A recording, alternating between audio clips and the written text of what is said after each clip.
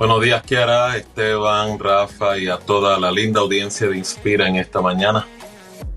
Es interesante este tema y es, yo creo que algo que debemos siempre recalcar, y gracias por traerlo, porque muchas veces pensamos que el enemigo puede dominar completamente nuestros pensamientos, incluso que puede leerlos.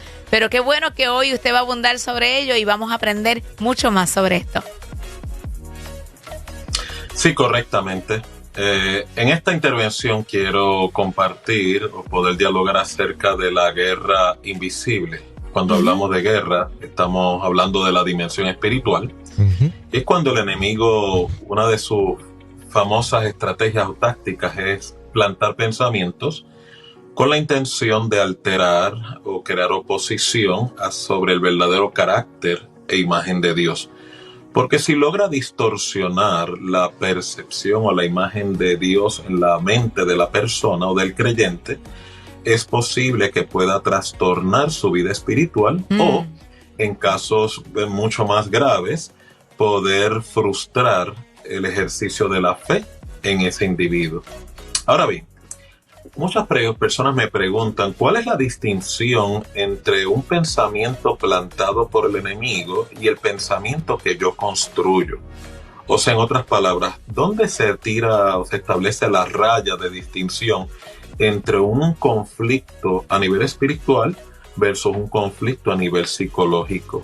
Y la respuesta que yo otorgaría hacia ese cuestionamiento o duda es que cuando es espiritual, el Espíritu Santo alerta a la persona a través del don de discernimiento sobre la procedencia, sobre la motivación, sobre lo estratégico de ese pensamiento. La Biblia lo llama dardos de fuego, que es muy diferente y está ausente cuando es una crisis psicológica. Por ejemplo, hay pensamientos que yo puedo producir que son pensamientos negativos, basados en esquemas de creencias negativos, como los pensamientos obsesivos compulsivos, pensamientos basados en culpa, pensamientos basados en trauma, donde continuamente estoy atacando mi valía, mi dignidad, mi estima, mi posible potencial. Y esto en múltiples ocasiones surge de un conflicto psicológico, o sea, la persona no tuvo la oportunidad de procesar la experiencia de frustración, crisis, pérdida, trauma, y la experiencia negativa o traumática comienza a crear un impacto en la manera como esa persona se evalúa, se valora, y de ahí entonces produce lo que se llama pensamientos obsesivos, pensamientos autoderrotantes, catastróficos, lo cual lleva a otros trastornos psicológicos como la ansiedad o la depresión. A diferencia de cuando es un ataque espiritual, vuelvo y oriento, tiene que estar presente, activado o ser uno, ¿verdad?, avisado a través del don de discernimiento de su procedencia, porque cuando esto surge, usted no está meditando ni reflexionando o luchando con este tipo de creencias o pensamientos, sino que el pensamiento le viene de manera súbita. Es lo que categorizo como pensamiento furtivo, con la única intención, como ya todos sabemos, la personalidad del enemigo. La Biblia lo categoriza como el padre de la mentira, o sea, yo lo llamo un ministro de desinformación, con la única intención de arruinar tu calidad de vida y por ende las relaciones. Así que dentro de la batalla espiritual, una de las estrategias de Satanás es poder plantar semillas. Semillas son pensamientos, ideas, creencias que primero que nada van en contra o están en oposición al verdadero carácter o fidelidad de Dios. Y segundo, los dardos de fuego del maligno, que son pensamientos que alimentan la duda, alimentan la incredulidad, alimentan un estado de abandono, desamparo, vulnerabilidad, con la única intención de que la persona no se dé la oportunidad de confiar en Dios, creerle a Dios o poder, ¿verdad?, consolarse en las promesas de Dios en cuanto maneja la crisis que está enfrentando. Así que en esta intervención quiero hacer distinción de dos estrategias que el adversario utiliza en contra del creyente, que son los pensamientos intrusivos y los pensamientos furtivos. ¿Qué es pensamiento intrusivo? Es aquella idea que aparece nuevamente, como mencioné, en nuestra mente de manera súbita, de manera automática, con la única intención de que entonces yo reaccione de manera negativa, de manera desagradable, de manera violenta. O sea, en otras palabras, incredulidad, ansiedad, el hecho de que sí sé que Dios está por mí, Dios es mi ayudador, Dios es mi sustento, pero no puedo descansar en esas promesas, no puedo descansar en ese carácter, no puedo desprenderme de la carga que sufro, no puedo soltar la angustia porque está interfiriendo una crisis de incredulidad. Recuerde que para yo poder potencializar mi fe, no es pecado que yo reconozca que mi fe pueda estar debilitada.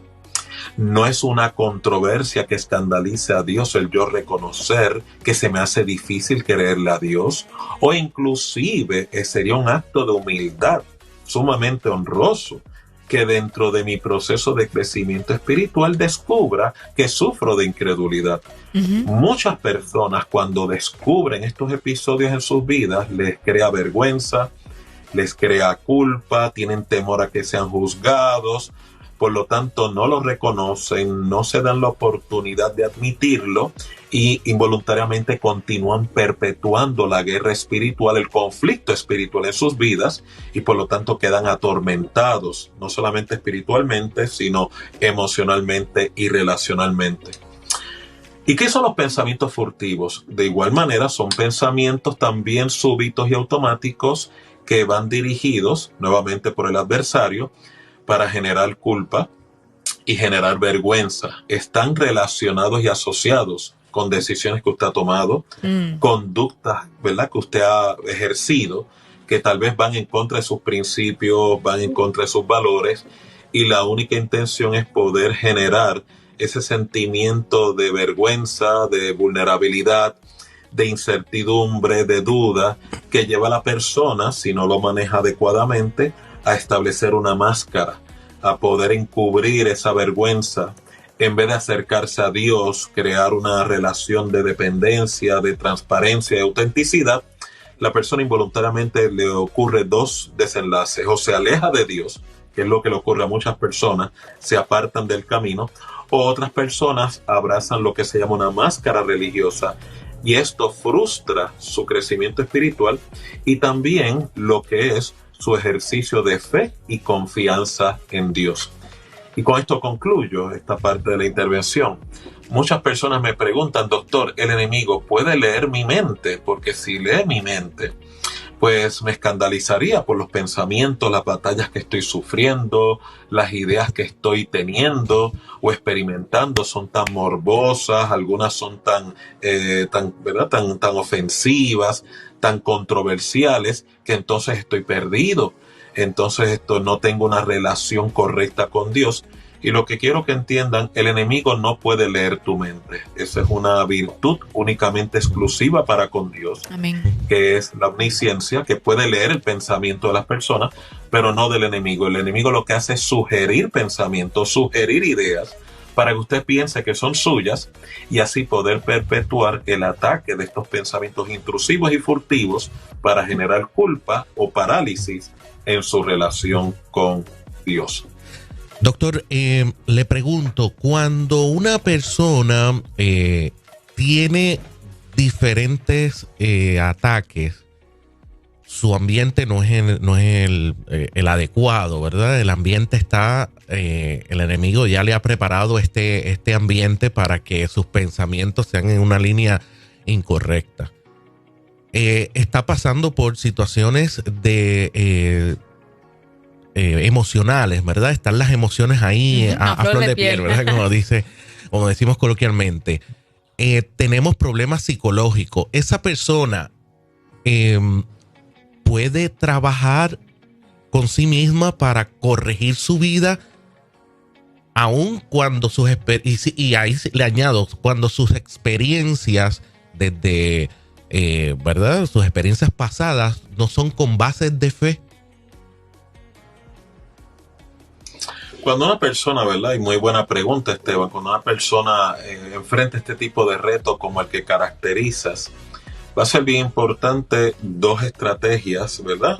Si no es una persona espiritual o que tiene una relación espiritual con Dios, una relación de dependencia, va a ser bien importante que pueda lidiar con lo que llamamos el conflicto psicológico, que no es otra cosa la alteración emocional que sufre. Hay personas que cuando, ¿verdad?, tienen estas distorsiones de creencias, están alteradas emocionalmente, pueden ser que estén experimentando episodios depresivos o estén en depresión, puedan estar experimentando episodios de ansiedad o trastornos de ansiedad, ataques de pánico, ataques de ansiedad.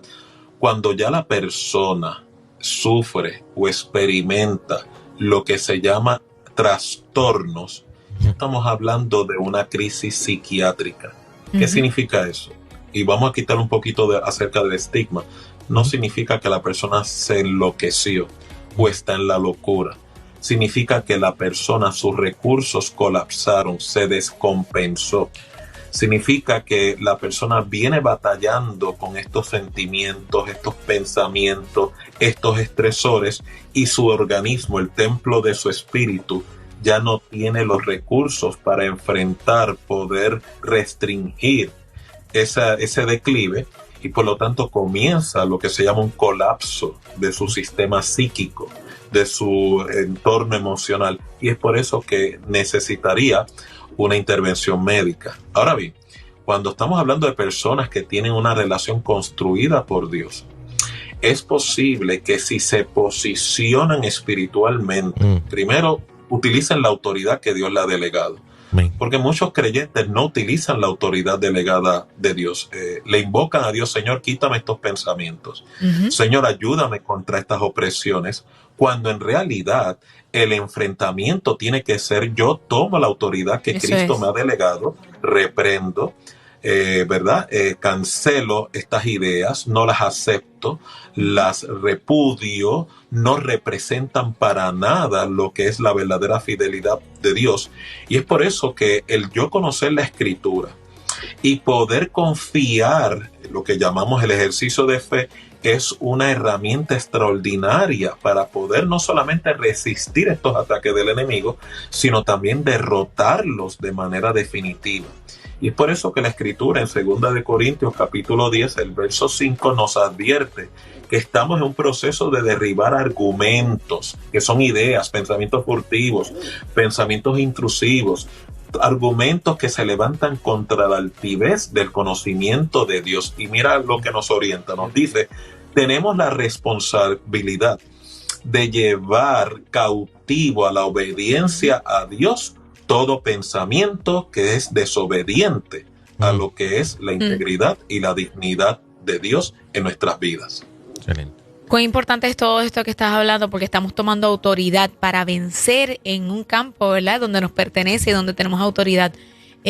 Quería preguntarle, cuando estamos hablando de los pensamientos intrusivos y los pensamientos furtivos, ¿no?, aquellos que vienen súbitamente de una manera negativa, pero otros que tienen también un contexto, ambos pueden suceder a la vez. Pueden llegar un momento de continua batalla, ¿verdad?, en esta guerra invisible, que pueda confundir y quizás, ¿verdad?, como el discernimiento no está totalmente activado todo el tiempo en todas las personas, pueda distorsionar, ¿verdad?, ese enfoque en esa guerra. Totalmente, muy cierto, ¿verdad?, tu planteamiento, Kiara. Es posible que ambos episodios estén presentes, ¿verdad?, al momento que la persona está sufriendo este tipo de ataque espiritual, porque, vuelvo y oriento, la intención del adversario es paralizar el funcionamiento del creyente. Y qué mejor estrategia que poder atacar en su mente y establecer, plantar la semilla, la idea de que Dios me abandonó, o que Dios no está conmigo, o que Dios está avergonzado, desilusionado acerca de cómo yo estoy respondiendo a la situación, como si Dios no conociera esta situación que yo estoy sufriendo y cómo yo respondo. Y segundo, generar vergüenza, pues es posible que yo no sea sincero en mi relación con Dios, o es posible que soy un hipócrita, o es posible que no le ame como realmente Él merece. Así que la combinación es casi como un cóctel explosivo Molotov.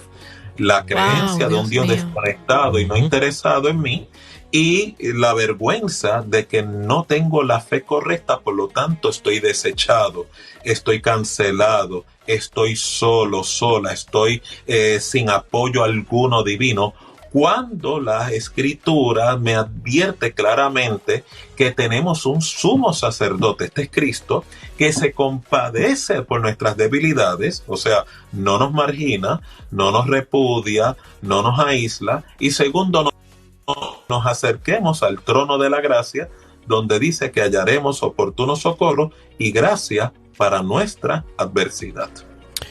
Doctor Burgos, Rafa por acá. Una de las batallas más épicas que tenemos nosotros los seres humanos es lograr este balance de ser un ser espiritual versus el ser natural. El apóstol Pablo planteó ¿verdad? Una base para entender este análisis. Lo bueno que quiero hacer no hago, más lo malo insiste en mantenerse sobre mí. La pregunta sería en cómo yo logro, o sea, cuál nos recomienda usted debe ser nuestra estrategia para poder lograr esta victoria en esa guerra invisible. Influye lo que escucho, influye lo que veo, influye lo que converso, influye el entorno con quien comparto los minutos de mi vida. O sea, esa influencia externa abona a que mi mente sea un campo fértil para que esos pensamientos se estén sembrando. Perdóname, Rafa, que yo sé que estamos en los últimos minutos, pero quiero añadir para que el doctor concluya, ese discernimiento que mucho lo hablamos, doctor, pero a la hora de la verdad y trabajar es como que uno dice, Señor, ayúdame, porque ese bombardeo que habla Rafa está constante en nuestro ambiente y el enemigo no es como que se aparece con el rabito y los dos cuernitos. Que sea fácil de identificar. Exacto, es sigiloso. Sutil, él sabe. Y va donde te mueve a ti. Tira algo por aquí, tira algo por allá. Las filosofías de hoy que son tan disquelógicas, o sea, todo esto puede confundirnos. Y la pregunta de Rafa es interesante porque en el diario es otra cosa, doctor. Pues contestando ambas preguntas, ¿verdad? Que entiendo están relacionadas. Vamos a ver el modelo de Cristo. Cristo no solamente, ¿verdad?, manejaba su medio ambiente, sino que la finalidad y la meta, no solamente en él, sino para con todos nosotros, es que podamos tener gobierno del ambiente. Si te das cuenta, había episodios donde él confrontaba a personas ¿verdad?, con actitud adversa o antagónica, y dice la Escritura que conociendo Cristo los pensamientos de ellos, hablando de la turba religiosa que quería destruirlo, dice que los confrontaba, pero esto venía como un discernimiento de conocer, ¿verdad?, cuál era la motivación, la intención negativa, y por eso Cristo no invertía mucho tiempo en personas que no tenían ninguna intención de creer, sino que su prédica y su evangelismo iba orientado a los que tenían apertura de corazón. Mas por el otro lado también vemos el ejercicio del don de discernimiento, ese aspecto sobrenatural, cuando el mismo Pedro lo interviene, cuando él anuncia que es necesario que el Hijo del Hombre sea crucificado, y Pedro le habla y le dice que jamás nada algo así te acontezca, y Cristo discierne que no es Pedro, sino Satanás hablando a través de Pedro. Y es por eso que es bien importante que el creyente invoque, solicite y le pida a Dios discernimiento y don de discernimiento. Discernimiento viene como sabiduría, como madurez, como experiencia, como parte de mi crecimiento como o persona espiritual. El don de discernimiento es una intervención sobrenatural por el Espíritu Santo que me permite poder enfrentar cuando son ataques del enemigo y poder derrotarlos nuevamente con la autoridad que ya Dios me delegó, no la que me va a enviar, la que ya me delegó, que muchas personas no aplican, no ejercen, porque no han comprendido y entendido que esta autoridad viene a través de su relación espiritual con Dios. Magistral. Eso sería un maravilloso tema,